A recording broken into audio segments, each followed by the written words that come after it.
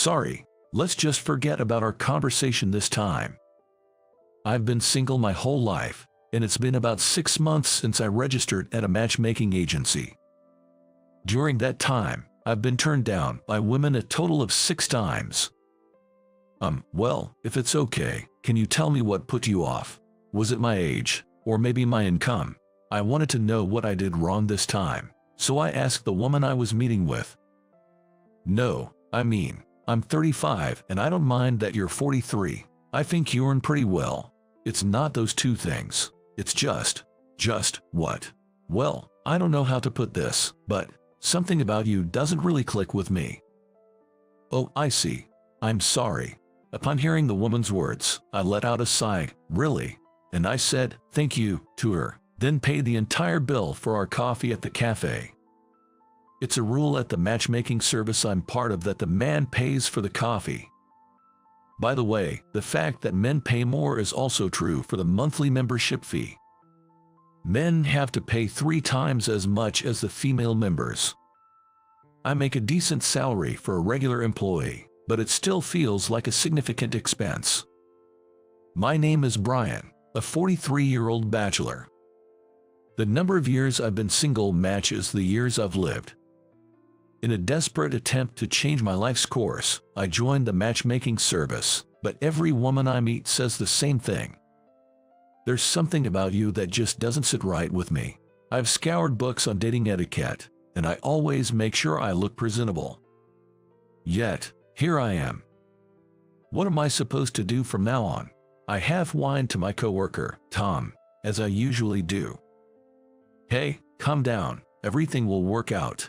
At the bar, he gave me a reassuring pat on the back. By the way, this guy, he's happily married with 3 kids. It'll work out, you say. I don't want to hear that from someone as happy as you. With a wry smile, Tom added, my wife and I, we're like 2 peas in a pod. The moment we met, we both just knew. Is there really such a thing as a destined meeting? I believe there is. I mean, we've built a happy family. Heck, our eldest is about to go to middle school. Look, Tom showed me a picture on his phone of his child. But when I saw that picture, my eyes were drawn to a woman standing next to Tom's daughter. Who's that? I asked. That's my daughter's teacher, Catherine. Pretty, isn't she? But believe it or not, she's almost 40. Yet, she's still single. I feel like I've seen her somewhere, or maybe not. Suddenly, I felt a strange connection with this woman. Did you feel something? Maybe. I think I might have. I wonder why. Oddly enough, I found myself missing that woman named Catherine Smith. Strange, isn't it? I've never even met her. Should we consider a matchmaking date then? A matchmaking date? Yes. Apparently, she's been getting quite a few offers, but she hasn't found anyone she really clicks with. She mentioned it in passing during a meeting. Well, maybe it's fate. If she's okay with it, can we arrange it? I'll reach out to her tomorrow to see. Tom seemed really excited about the idea. Even after I stopped looking at her picture on my phone, I couldn't get her face out of my mind. That feeling persisted even after I got home. There was no one else at home to distract me. Up until the year before last, returning home would clear my mind. I'm home, Mom. I told my mother's photo, which was placed on the family altar. My mom, whom I lived with up until 2 years ago, had fallen ill and passed away all too suddenly. That's when I started seriously considering marriage. Perhaps it's a regret for not letting her see her grandchild, or maybe I just can't bear being alone. Besides marriage hunting, there was another thing I had been doing. Oh, the PA agency is calling. Hello, I see. Still no lead, huh? The call was about my twin brother, who's still missing. I have a twin brother. However, he was given up for adoption when we were very young, and I have no idea where he is now. Since finding out about my mom's illness, I've been using several PI agencies to try and locate him, but to no avail. I wish I could have at least let you meet him, I whispered, gazing at my mother's photo. Mom raised us all by herself. I don't really remember our father. He left us when we were very young. Mom worked tirelessly ever since, which eventually took a toll on her health. Raising my brother and me with her condition was challenging, and my mom, having no relatives, was advised by a close friend to consider adoption. Reluctantly, she decided to give up my brother for adoption. Despite being a child, my brother understood the situation. He said, "I'm the older one, so I can handle being away from mom. I can get along with a new mom and dad, so I'll go to a new home." I still remember the image of my brother offering himself for adoption. Later, I heard the adoptive parents moved abroad for work, and we lost touch with them. Now, I have no idea where he is. Brother, even if I call out, my missing brother won't answer. Tears welled up in my eyes, and I wiped them away. Not long after, the day of my matchmaking date with Catherine arrived surprisingly soon. She herself had responded, expressing her keen interest to meet me. From what Tom said, she had lived abroad for quite some time and was a very straightforward and efficient lady. I heard she'd never been married. The matchmaking date was set at a hotel restaurant, with Tom accompanying us. Upon reaching the hotel lobby for our meetup, the two of them were already there. Catherine looked even more beautiful and youthful than her pictures. I was captivated by her for a moment. After she took a long, hard look at my face, she nodded slowly. We took our seats at the restaurant, exchanged greetings, and introduced ourselves. All the while, she kept staring intently at my face. No, it wasn't just staring. It felt like she was drilling holes with her eyes. "What's going on? It's just a matchmaking date, but being stared at like this is making me nervous. I wonder if there's something on my face or something's wrong." Tom was looking at her with a curious expression. After the introductions, time flew smoothly, with Tom keeping the mood lively. She had a cheerful personality and was easy to talk to. Tom's cell phone rang midway, so he excused himself, leaving the two of us alone in the room. Suddenly, she looked serious and asked, "Haven't we met before?" I told her I felt the same, but when Tom came back, she fell silent. We then decided on the next day to meet and agreed to go out for dinner. I booked the barbecue place she had mentioned, making sure we had a private room to chat comfortably. No sooner had I taken my seat than she eagerly began speaking. "Just as I thought. You look just like my bro, Steve. You're his spitting image." That's what she said to me. Excuse me, I didn't understand what she meant. "How do you know my brother's name?" Upon asking that, she shared an astonishing story. "Well, it's not about knowing. Steve is my adopted brother." What? I couldn't believe my ears. What does she mean? She's Steve's sister. How is that possible? I couldn't grasp the situation. "But why do you two look so alike?" Catherine stared at me intently before continuing. "Do you remember? We met once when we were kids. I was there the day your brother left his biological family." "Oh, the little girl from back then," I recalled upon hearing Catherine's words. "The day I parted ways with my brother. The family that took my brother in had a little girl with them. That's why when I saw your picture on my phone, it clicked. Same for me. It clicked when I saw your photo. I wanted to meet you. I wanted to meet you." We said the same words in unison. Realizing how in sync we were, we both burst out laughing.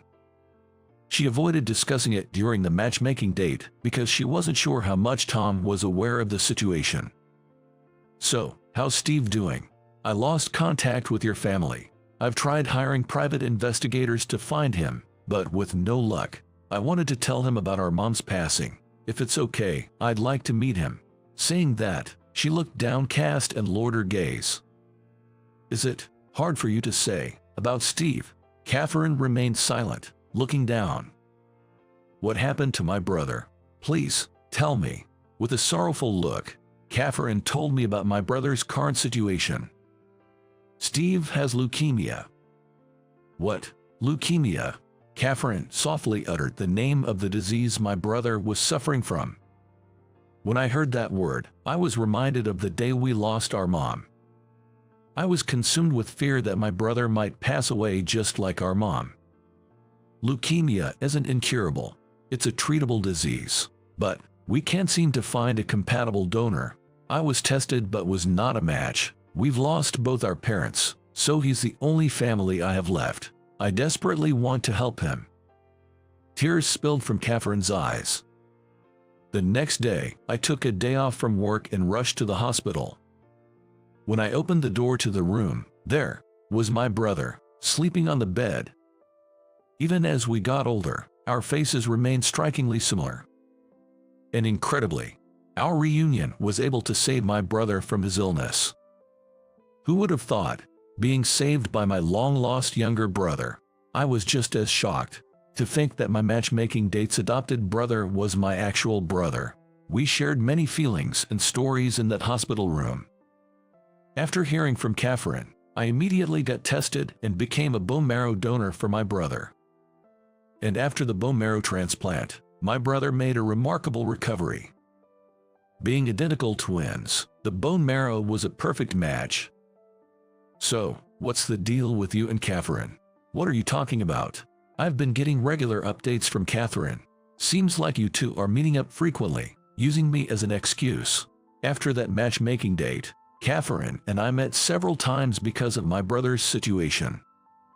With each meeting, I found myself growing fonder of her. So, have you confessed your feelings to her?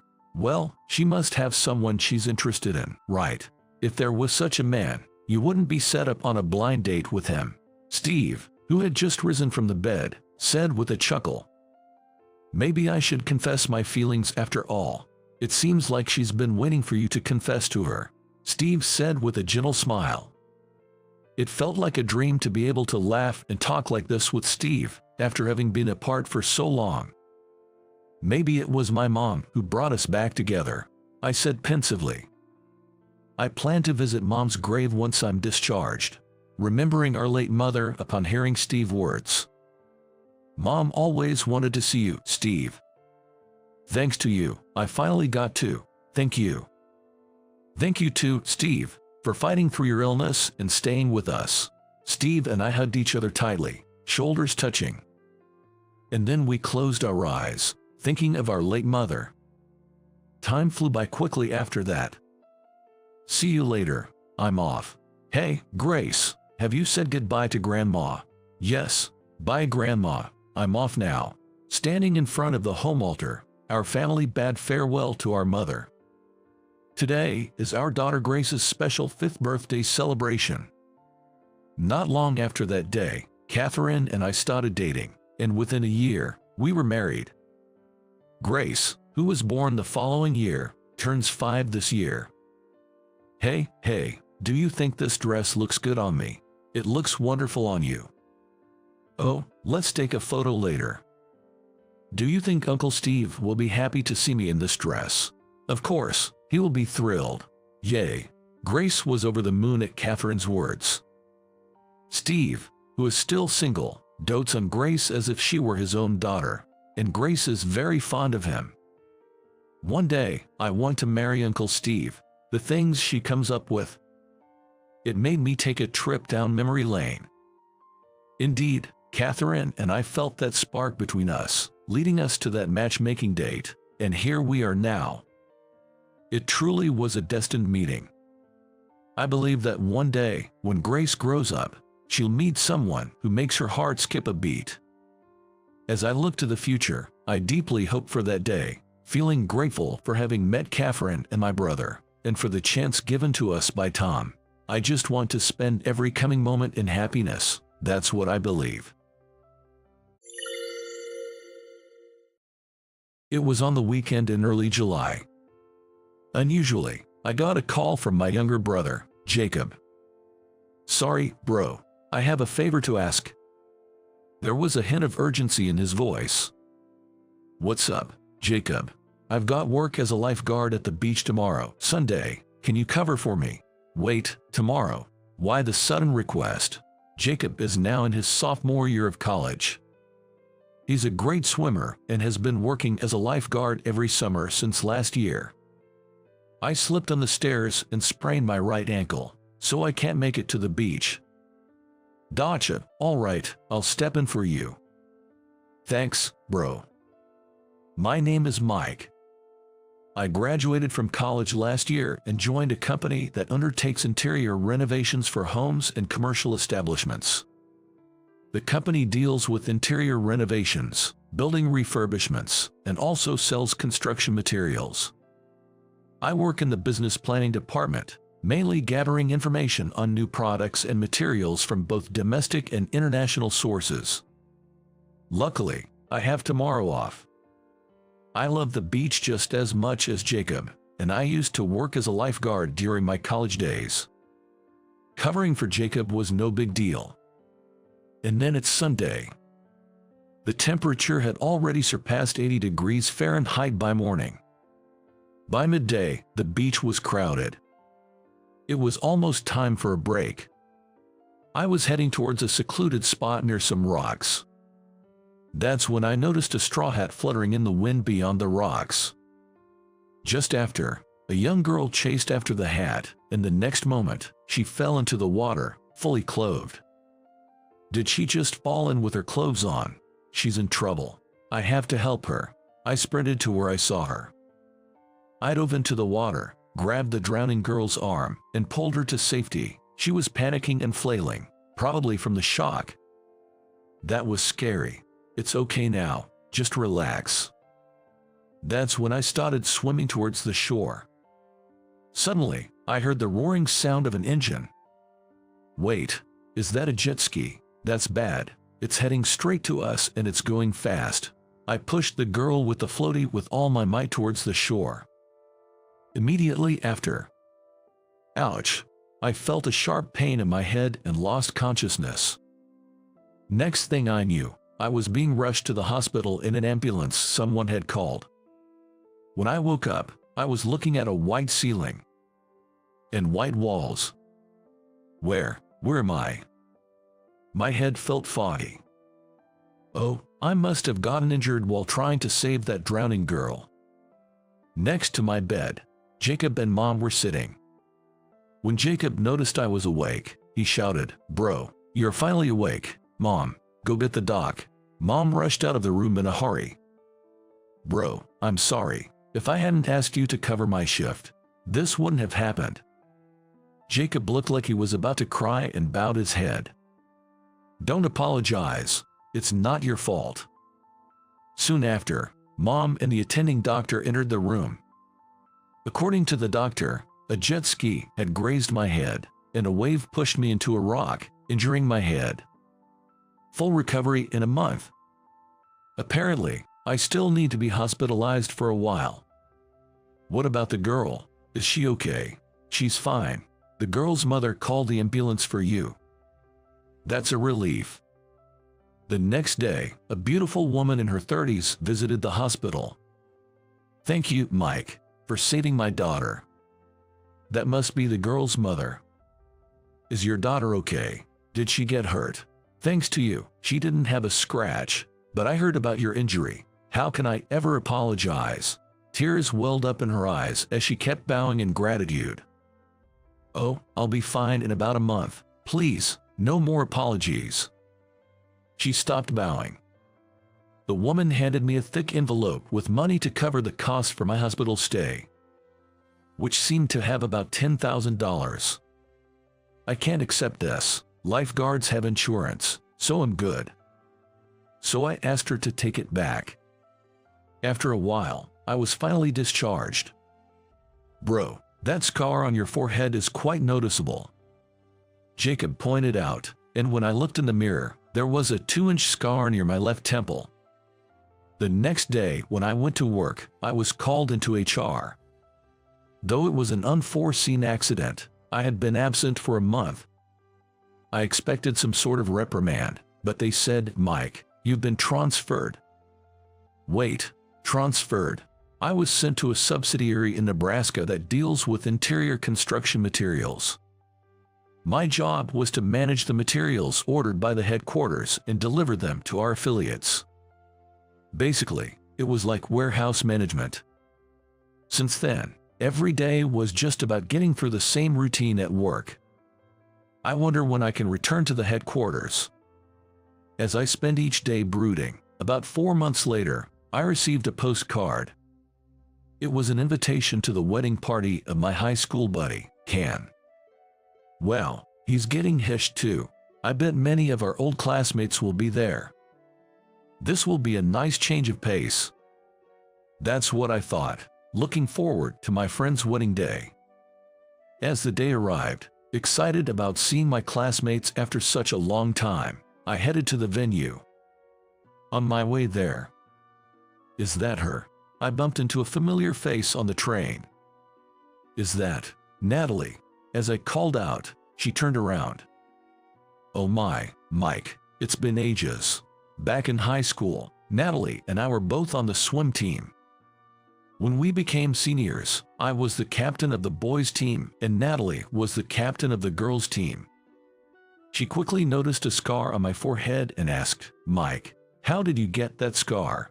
When I told her about the day I worked as a lifeguard, filling in for my brother, she said, "That's so like you, Captain Mike. I bet for that girl, you became a hero." Feeling a bit embarrassed, I replied, "Oh come on, it's not like that. Don't tease me," and laughed it off. At the wedding reception, many asked about the scar on my forehead.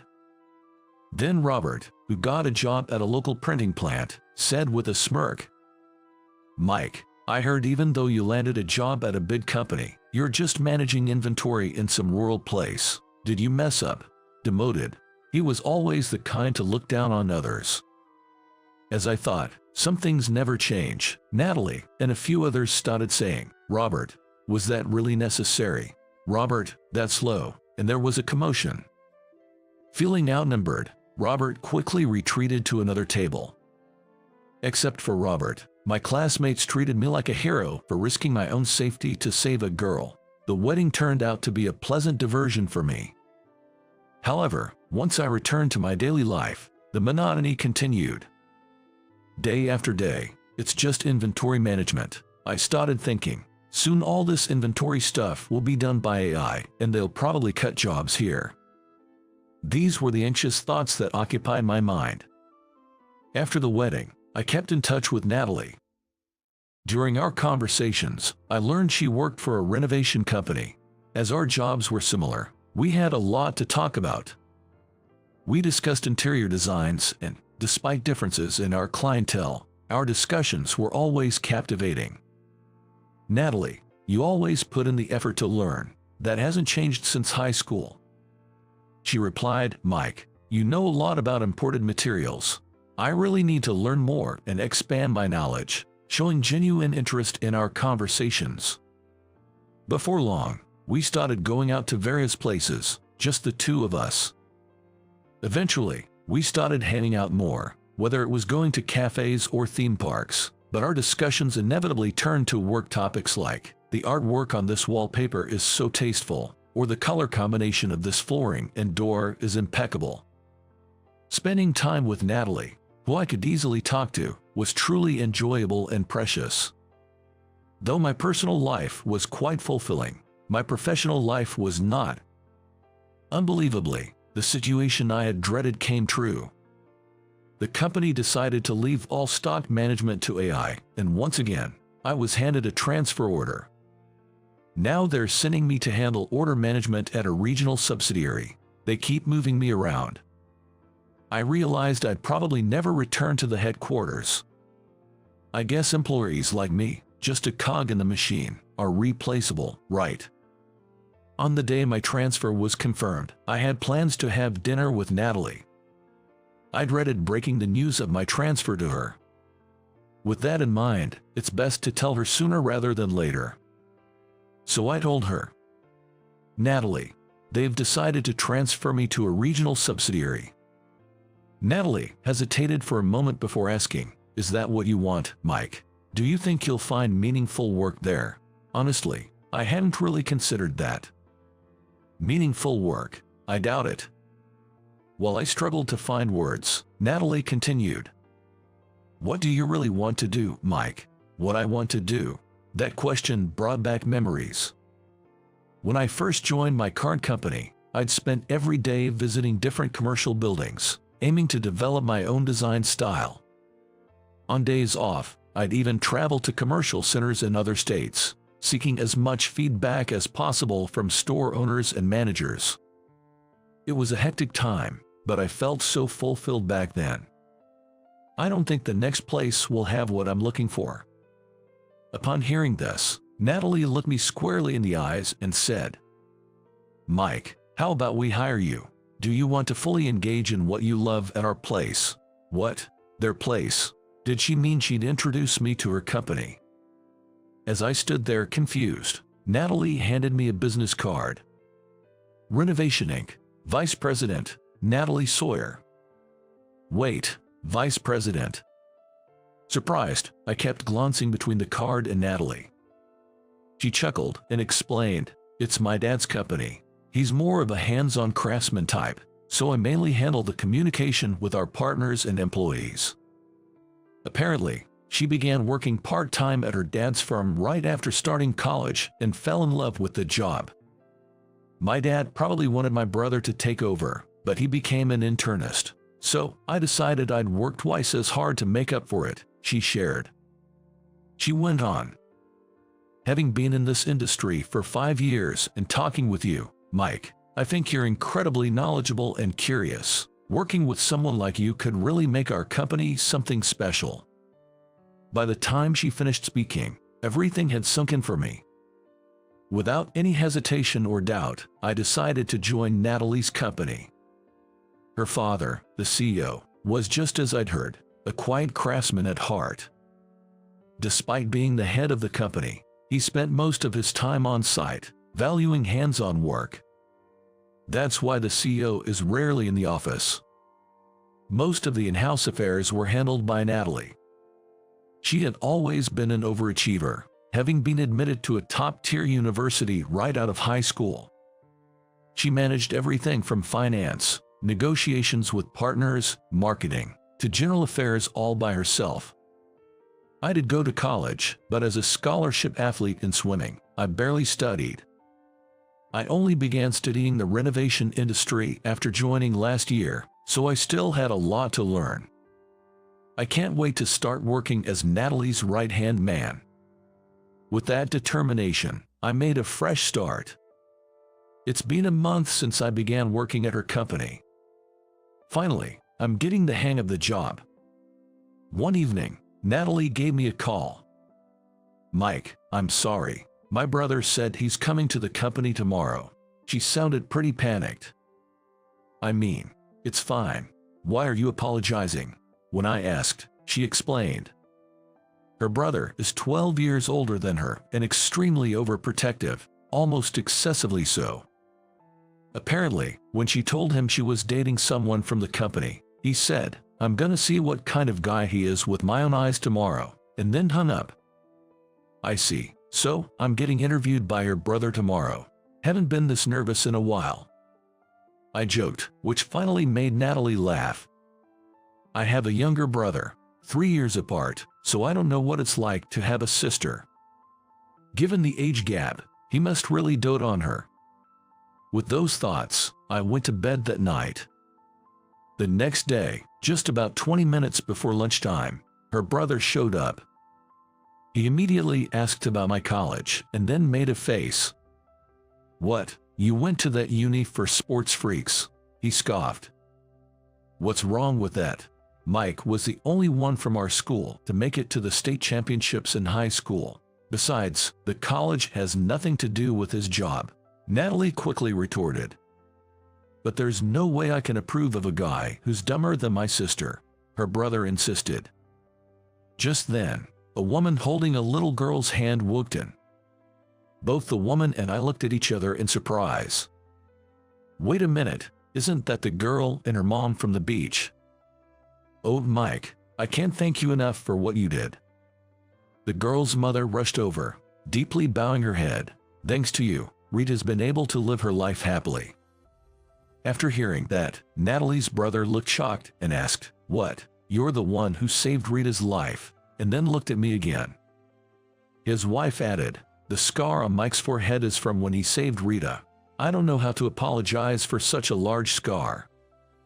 Thanks to her explanation, it seemed he finally understood. "Mike, I deeply apologize for my earlier rude remarks," he said, bowing his head. "No, it's okay. I have a brother too, so I can understand how you feel about your sister. Please, raise your head." Things finally started making sense in my head.